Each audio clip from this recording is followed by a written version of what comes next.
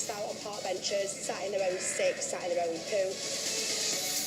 We planted our portable pod smack bang on the beach, on hand to treat all these hedonistic holiday makers. First in, David, who has more than one reason to be scratching. David, you're having some problems, I hear. Yeah, my penis has got a bit swollen around the bell of the area. Are you peeing more often? I am going more often, yeah. And is there any discharge, any funny stuff coming out the No, ends? not really. No, fine. Let's have a quick look. Just pull your foreskin back for me, will you, and show me where the sorbets are. Okay. And all this redness here is new, or is that, do you always have that? I haven't seen that before. All right, well, you are quite wet here. Yeah. Did you masturbate this morning? No. No, so this probably isn't ejaculate. This is a sort of stringy discharge that looks very typical of sexually transmitted infection, all right? That's sort of number one on the list of possibilities, but you definitely need to be screened for chlamydia and gonorrhea. Chlamydia is caused by a bacterium and can be caught by both men and women, causing serious, potentially permanent damage to a woman's reproductive organs. Gonorrhea usually leads to discharge and pain when peeing for both men and women. Both of these conditions can be treated with medication. So you're going to have to get yourself down to clinic to Okay. get tested. When are you off home? In 2 days. 2 days for a bloke probably is all right, as long as you Yeah. promise to go and get it sorted when you get home. Okay. All right. Yep. Next is Scott, for whom things have been hotting up for all the wrong reasons. Lovely to meet you, Scott. Nice to meet you. What's the problem? I have a burn on my bum. On your bum? Can I have a guess? Were you trying to light a fart? No, I came out of the shower and my friend thought it'd be funny for a kind of aerosol deodorant Yeah. and a lighter onto my bum. How many days ago did this happen? About 5 days ago. I've only just been able to sit down today. I'm going to have a look and see. Just pop the trunks down for me. No way. I really didn't expect to see that. You've got evidence of old blisters there, and this looks like a second-degree burn. Scott's injury is classed as a second-degree burn, which means the damage extends into the outer layer of the skin, known as the dermis. These burns often heal in time, but a third or fourth degree burn, which goes through the skin into the muscle and bone, would have required surgery. The good thing is that this nice pink tissue here around the edge shows that it's healing nicely. It doesn't look infected. And I think that's because you're not sitting on your bum, you're probably swimming a lot, which is good. What you need to do is to make sure you keep this area clean.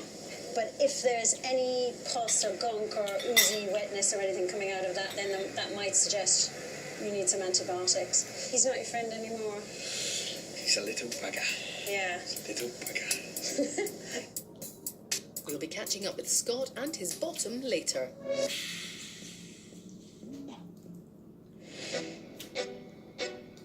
Back at home, the doors to the Embarrassing Bodies Clinic are open again to anyone in need of help with delicate problems large and small. First to see Dr. Christian is 36-year-old hairdresser Donna, who's developed an embarrassing problem since giving birth to her second child. I never thought I'd be embarrassed in front of my husband, but I am, because it sticks out between my legs. It looks like a clitoris hanging, but it is not my clitoris. I know that, but I don't think my partner realises. I feel a bit like a freak. Donna, Hiya. how are you? All right, thank Nice to meet you. So, tell me how I can help. I've got rather large veins in all of my legs and down below. On your vulva? Yes. All right. It's very unsightly. It doesn't look like me, and I don't know. It's just quite embarrassing. Right, well, let's have a look and we can see how bad they are and the possible things that we can do about them. That is not my clitoris. This is a real sticking out vein. Slight ones on here as well, aren't they? But it's just that big one inside. I can see they're starting from right up here, Yeah. aren't they? On both sides, which is unfortunate. Varicose veins are swollen veins that appear lumpy and blue. Arteries carry blood from the heart to the organs, and veins bring it back. Small valves ensure the blood flows in the right direction, but when they're damaged, blood can flow the wrong way. This misshapes the vein, leading to inflammation, bleeding, or ulcers. The main causes are obesity and old age, or in Donna's case, pregnancy. 1 in 7 births leave varicose veins in the vulva. You spend a lot of time on your feet, don't you? Yeah, I'm always walking everywhere and never sit down. And for I'm work? busy. Well, I was a hairdresser before I got married. Okay, pop your things on, we'll have a chat. I think I'd like you to have an ultrasound scan to work out exactly where is the real problem. Once we know where that is, we can then decide what treatment will be best. How does that sound? Brilliant. You can't wait to get that done. No, I can you? can't. Donna, nice to see. Thank you very Okay, much. bye. We'll find out later how a thin metal wire might give Donna some relief. The Embarrassing Bodies doctors are in Mediterranean Party Central, Magaluf, tackling misadventure caused by drinking without limits, sunbathing without cream, and one other major hazard. When young Brits hit the likes of Magaluf, there's usually one thing pretty high up on the holiday agenda: sex. I see like a few people having sex on the beach. We want to sleep with about 30 to 50 girls. Starting to see sex, and I managed to get some last night.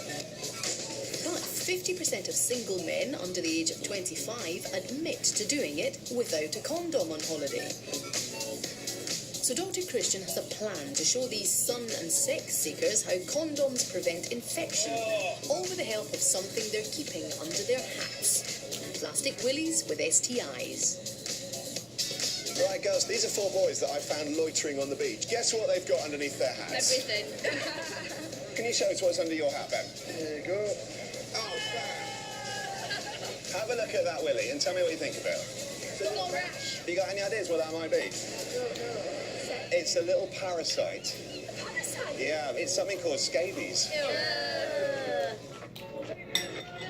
Scabies is caused by tiny mites which burrow into the skin.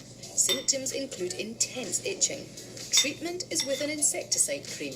If you look at his hands as well, he's got a similar rash between his fingers and on his wrists. If you go for a romantic hand-in-hand stroll down the beach, that might just be enough. You don't actually have to have sex with him. It doesn't look like a romantic song anyway.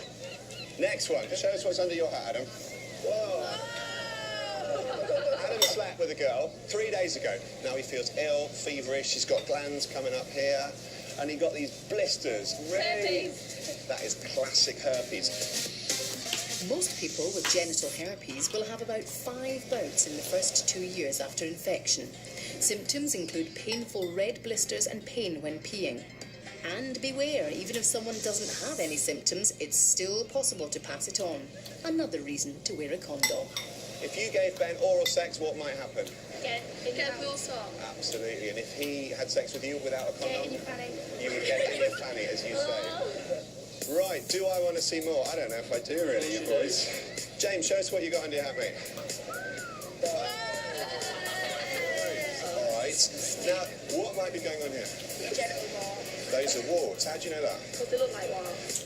Only special creams prescribed by a doctor can shift a dose of genital warts, so there's no point in using ordinary over-the-counter wart creams. Last but not least, what's wrong with James's Willie? Just looks normal. It looks a bit normal. Would you ask him to use condom? No. And you may not, because you assume nothing wrong with him. Can't see it. He might be riddled and you wouldn't know. And that's putting you guys at risk. Don't forget, many STIs have no symptoms. So when it comes to sex on holiday, the message is clear. To stop affection becoming infection, always wear protection. So do our lads have anything to worry about when it comes to safe sex on holiday? Did any of that scare you slightly? Make you think a little bit, given that some of you suggested you might have had unprotected sex once or twice on this holiday or living out here? Or more than that. We thought we might test you out. How do you think about that? It's really easy to do. I'm going to send you off for a week. The only difficult thing is you've got to get it in there. So aim carefully, because I do not want wet tubes coming back. Okay, off you go. So if you're in doubt, like our lads, do the right thing and get checked out.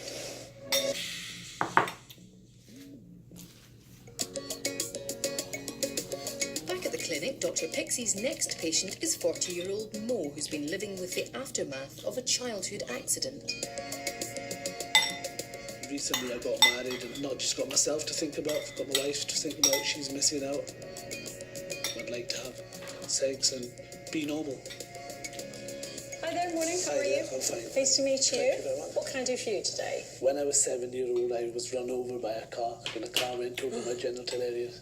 No way. So what damage was done at the time? My penis was completely destroyed, and I've basically had one reconstructed from a tube from a groin area, which enables me to go to the toilet, but not for like sexual purposes. Penile reconstruction or phalloplasty is used to correct genital abnormalities, gender reassignment, or like more to replace a lost penis. Every operation is different, but usually tissue is taken from the chest, leg, or abdomen to fashion a new penis. But operations are complex and results slow. You've had, presumably over the years, several operations. I've had in the region of about 100 operations. 100 operations? The appearance is okay, but I can't get an erection. 2 years ago I got married. My wife, she's not putting any pressure on me, but I'd like to make it, I could just want to lead a normal life. So this is more about getting an erection, normal sexual function, and also potentially becoming a dad? Yeah, that's basically it, yeah. Right, Mohammed, let's get you up on the couch and have a look. Okay. Is it usually always this size? Yes, always it doesn't like that. get any bigger or smaller or anything. So clearly, you must have been dragged under the car. Yeah, I think it was about 600-700 yards, yeah. Ripped Basically, one testicle off. Yeah. Ripped the penis off, and only managed to save your testicle. That's right. on the right. Yeah. I can't see or feel the other testicle, so that must be somewhere deeply embedded. The worry is, I suppose, that if your testicle isn't hanging in the ball sack, then even if it is producing sperm, because it's internal, there's going to be a temperature difference, and there's lots of factors involved. So what I think we need to do is we need to get you in front of a surgeon to have a look. All right? Right, okay. Thank you. We'll find out if a surgeon can give Mo some answers later on. When it comes to our eyes, we often think of 20/20 vision as the gold standard. But what does that mean? Someone with 20/20 vision can see the detail on an eye chart from 20 feet. The first person to visit Dr. Dawn in the clinic is Charlotte, who not only fails the 20/20 test, but her eyes are drifting apart and it's bringing her down. I've had this problem since I was a baby.